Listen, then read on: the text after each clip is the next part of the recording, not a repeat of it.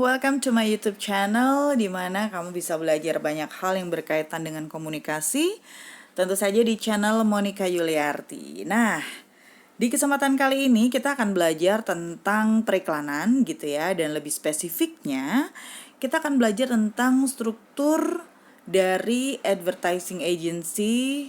Terus kita juga akan belajar tentang advertisement ethics gitu ya. Oke.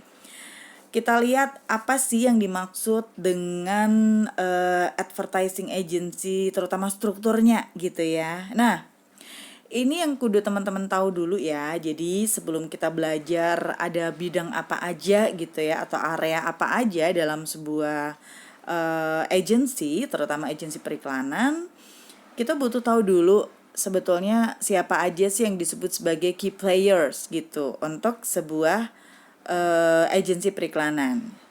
Jadi paling enggak ada 4 bagian penting teman-teman kalau kita bicara mengenai key players atau siapa-siapa saja yang terlibat dalam bidang periklanan ya, terutama mereka yang punya peran sangat penting untuk menjalankan sebuah agensi periklanan.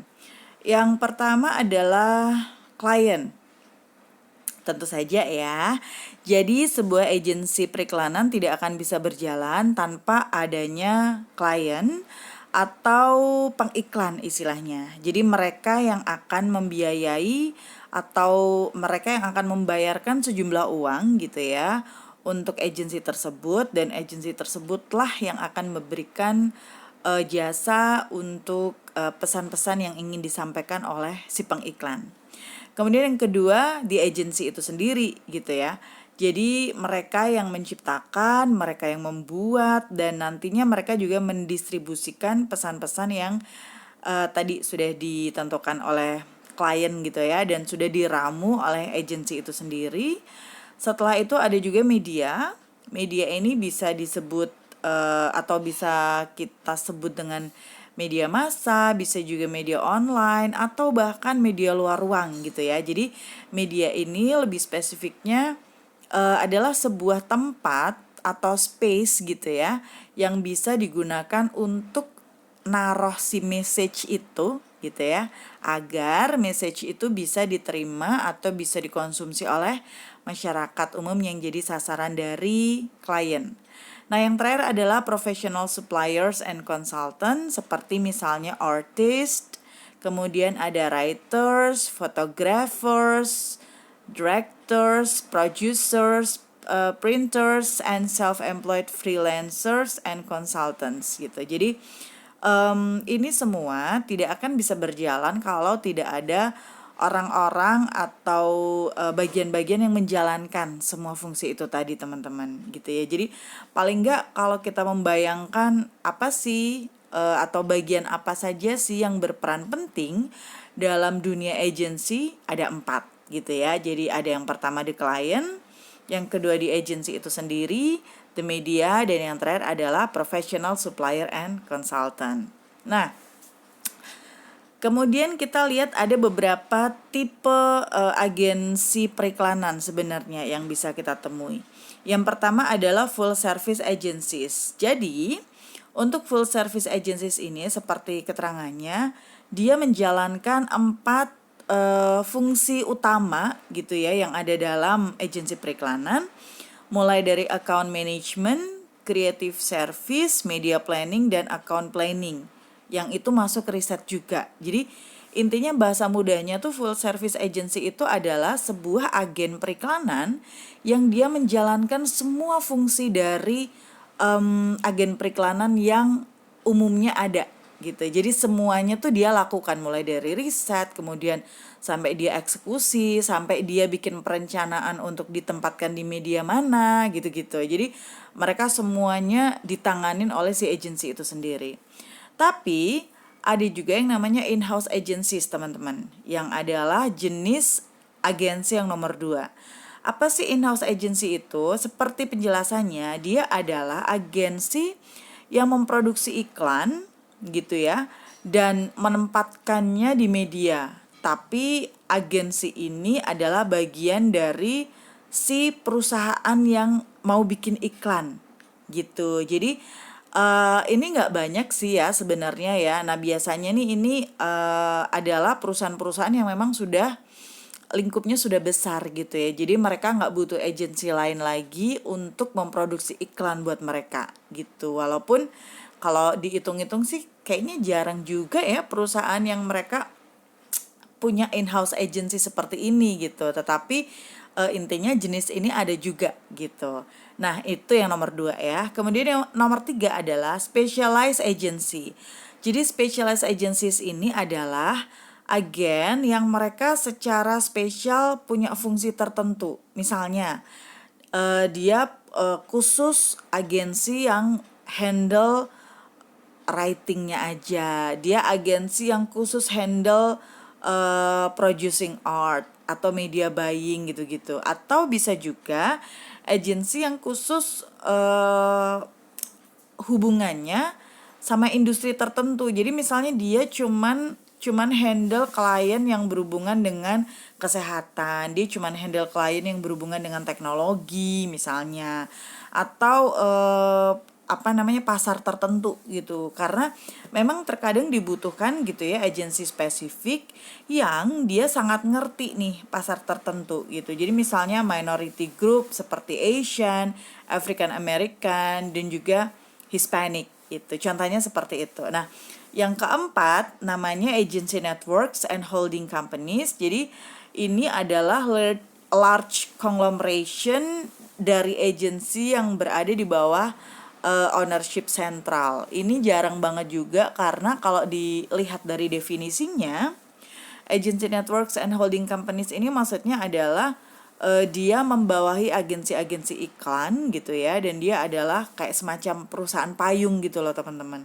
Jadi paling enggak itu ada 4 types of agencies yang perlu teman-teman kenal gitu ya, walaupun mungkin dalam konteks keseharian, dalam konteks di kota Solo misalnya atau di Indonesia, mungkin ada beberapa jenis tipe yang tidak banyak ada di sini gitu. Nah, selanjutnya kita akan lihat apa aja sih area kerja dari agensi itu gitu ya. Tadi kan kita sudah sebut sedikit ya ketika kita jelasin ada beberapa tipe dari agensi. Nah, sekarang kita lihat satu persatu nih.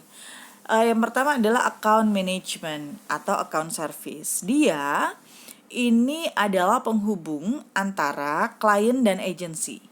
So, buat kamu yang punya kemampuan komunikasi yang bagus gitu ya, and then kamu sangat percaya diri, terus bisa membaca situasi, bisa membaca kondisi klien dan kondisi apa namanya tim itu seperti apa, this is the right job for you gitu. Dan memang dia perannya sangat besar ya, karena nantinya dia diharapkan bisa jadi jembatan untuk komunikasi antara klien dan juga agensi.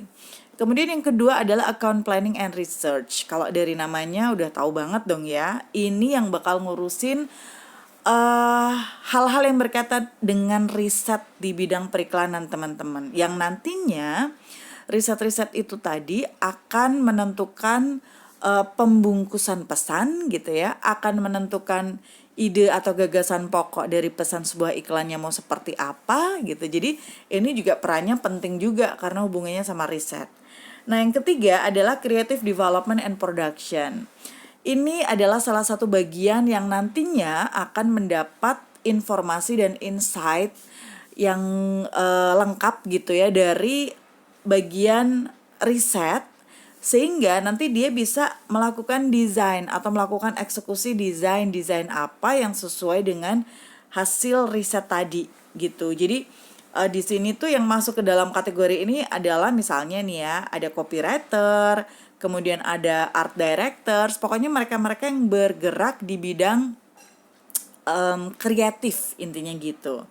Nah, kemudian di nomor 4 ini ada media research, planning and buying. Kalau lihat dari namanya pasti dia nanti akan berhubungan dengan media planning, media placement gitu ya. Jadi dia yang memikirkan nih kalau iklan ini akan dipasang di media apa, akan disiarkan di radio apa misalnya, di jam berapa mau ditaruhnya gitu ya. Atau kalau misalnya kita mau masang di media luar ruang, dia yang akan mikir enaknya di spot yang mana sih bukan enaknya sih, kata-katanya kok kayaknya enaknya gitu ya, tapi yang lebih efektif nanti dia di spot yang mana, selama berapa lama gitu, kemudian di waktu kapan. Nah itu bagiannya media research, planning, and buying.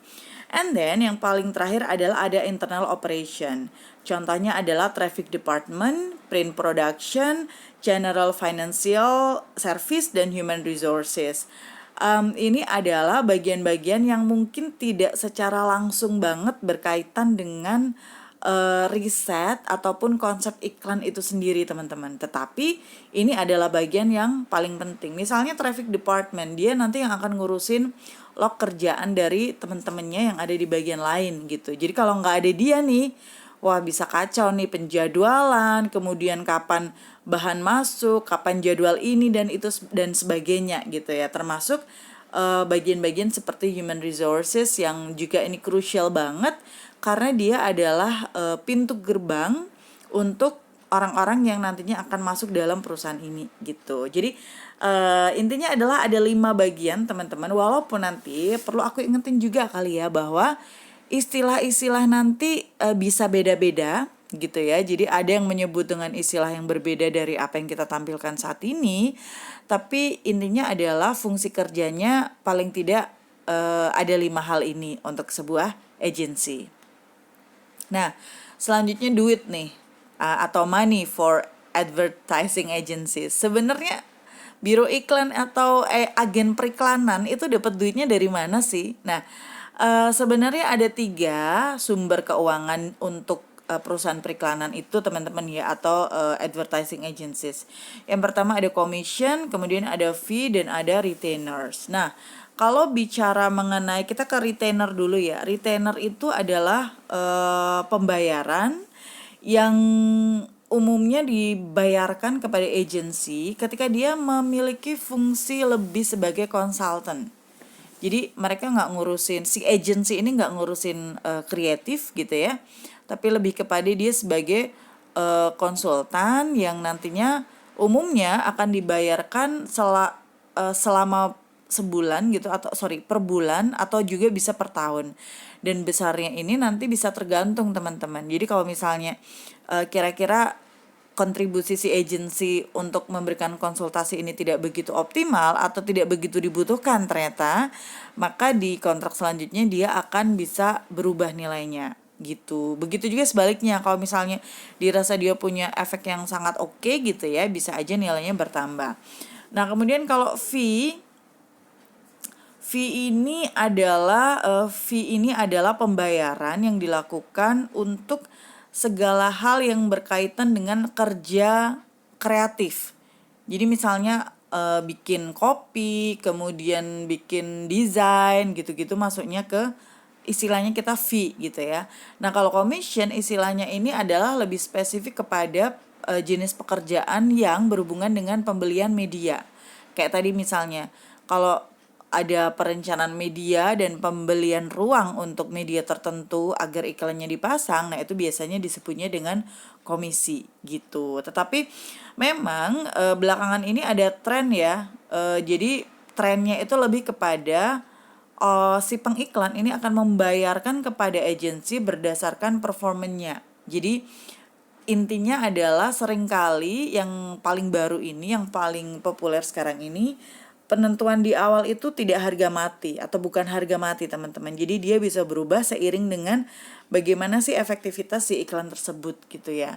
Nah, ada juga inovasi yang baru, itu ada namanya value billing, di mana agensi itu dibayar untuk creative dan strategic ideas. Jadi lebih kepada konsep. Mereka jual konsep, si agensi ini jual konsep, dibeli sama si pengiklan. Nah, ini disebut dengan value billing. Jadi mereka nggak ngurusin eksekusinya, mereka nggak ngurusin pelaksanaan dari ide atau konsep yang dihasilkan, tapi mereka cuma menjual konsep dan ide-idenya aja gitu. Ini beberapa beberapa hal yang terkait dengan pembayaran di bidang periklanan gitu ya. Oke. Nah, sekarang kita ke etika periklanan. Mungkin agak loncat sedikit kali ya, tapi intinya adalah kalau kita bicara etika periklanan, kalau kita bicara tentang agensi periklanan, tentu mereka tidak akan lepas dari yang namanya etika iklan itu seperti apa, gitu ya. Karena kita kan nggak mungkin dong sebagai agensi periklanan kita bikin iklan yang tidak sesuai dengan etika, gitu ya. It is so impossible. Nah, makanya kita perlu juga untuk belajar tentang etika periklanan nih teman-teman. Jadi secara umum, etika itu pengertiannya ada 3. Yang pertama dia adalah ilmu tentang baik dan moral yang wajib, gitu ya, kewajiban moral. Kemudian yang kedua, etika itu adalah kumpulan nilai atau asas yang berhubungan dengan akhlak. Dan yang ketiga, etika itu adalah nilai tentang benar dan salah dalam suatu kelompok masyarakat. Nah, yang poin 3 ini benar-benar perlu perhatian banget gitu ya untuk teman-teman ya, bahwa ada istilah dalam suatu masyarakat. It means that etika periklanan yang ada di Indonesia tentu saja akan berbeda dengan etika periklanan yang ada di negara-negara lain.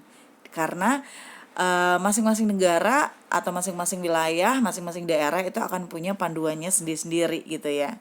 Nah, kalau di Indonesia kita punya yang namanya Dewan Periklanan Indonesia. Jadi ini adalah lembaga independen dibentuk sama Komunitas Iklan Indonesia di tahun 81. Fungsinya adalah untuk penegakan etika dan pembinaan industri periklanan gitu. Kemudian anggotanya ada beberapa teman-teman. Nanti teman-teman bisa lihat sendiri di presentasi ini. Intinya anggota Dewan Periklanan Indonesia ini berisi ada unsur iklan, ada unsur media gitu yang ngumpul semuanya lah pokoknya, baik itu media swasta maupun media pemerintah semuanya ada. Nah, ada satu istilah nih teman-teman yang penting juga kalau kita bicara tentang etika periklanan, yaitu ada namanya swakrama. Swakrama ini adalah self-regulation atau pengaturan diri sendiri, di mana dia adalah paham yang dianut oleh masyarakat iklan di seluruh dunia, termasuk yang ada di Indonesia. Nah, kalau yang di Indonesia, asas utama iklannya nih ada 3 nih. Yang pertama jujur, benar, dan bertanggung jawab. Kemudian yang kedua bersaing secara ketat. Dan yang ketiga melindungi dan menghargai halayak, tidak merendahkan agama, budaya, negara, dan golongan, serta tidak bertentangan dengan hukum yang berlaku gitu. Jadi swakrama di Indonesia ini nanti pasti akan memiliki perbedaan dengan swakrama di negara-negara lain, karena sebenarnya swakrama ini adalah sesuatu yang global gitu ya, tetapi masing-masing negara akan menariknya sesuai dengan adat budaya dan keumuman yang terjadi dalam negara tersebut. Kalau di Indonesia, swakrama ini pertama kali diperkenalkan tahun 80 saat Simposium Periklanan Nasional di Jakarta. Kemudian di tahun 81 disusun Kode Etik Periklanan yang dikenal juga dengan Etika Pariwara Indonesia.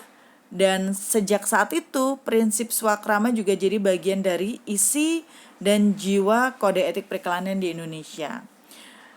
Jadi untuk yang paling baru nih ya teman-teman ya, sebelum kita tutup sesi hari ini, etika periklanan kita sudah sampai di tahun 2020. Dan sebenarnya kalau bicara tentang aturan periklanan dan undang-undang gitu ya, sebenarnya nggak cuman si EPI aja atau Etika Periklanan Indonesia aja, tapi ada beberapa juga tentang iklan gitu ya dibahas di undang-undang yang lain, misalnya undang-undang tentang pers, undang-undang tentang penyiaran, itu juga ada beberapa yang ngatur tentang iklan gitu. Jadi paling tidak itu sedikit gambaran dasar gitu ya teman-teman terkait dengan manajemen, terkait dengan struktur dari agensi dan juga etika periklanan. Semoga konten kali ini bermanfaat buat teman-teman yang pengen mendalami tentang periklanan gitu ya, dan semoga juga apa yang sedikit ini bisa jadi pembuka gitu ya. Jadi teman-teman bisa punya rasa penasaran yang lebih nih untuk belajar lebih lanjut yang berkaitan dengan periklanan. Thank you for watching. Terima kasih sudah menyimak dan sampai ketemu di lain waktu. Bye.